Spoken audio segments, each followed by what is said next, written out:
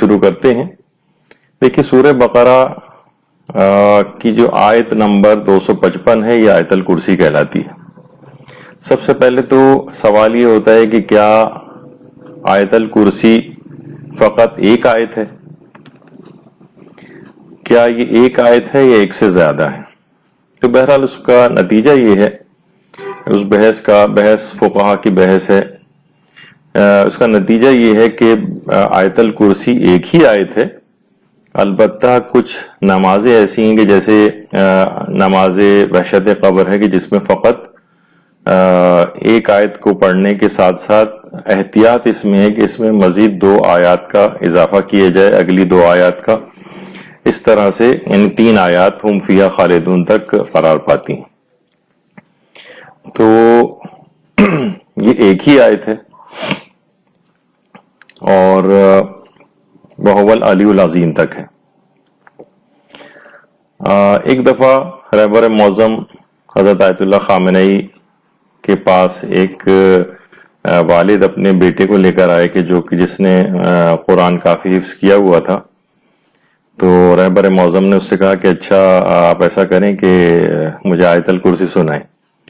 اب بچے نے آیت الکرسی سنانا شروع کی تو اس نے ہم فیہا خالدون تک سنائی، یعنی اگلی 2 آیات بھی اس کے اندر شامل کر لیں.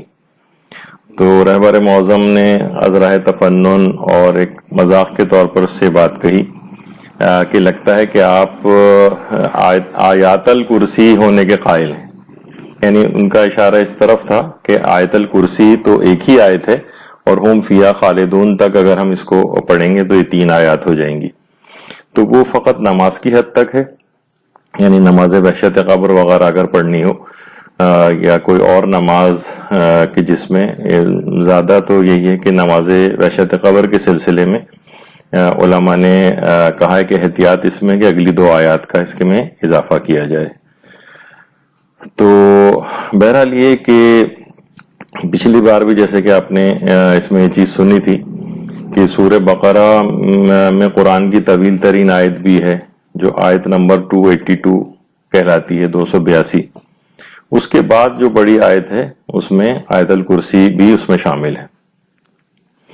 اچھا، اب یہ بات یاد رہنی چاہیے کہ آیت الکرسی میں شیعہ و سنی کی کوئی تقسیم نہیں. عام طور پر یہ ہوتا ہے کہ شیعہ آیت الکرسی یہاں تک ہے اور سنی آیت الکرسی یہاں تک ہے.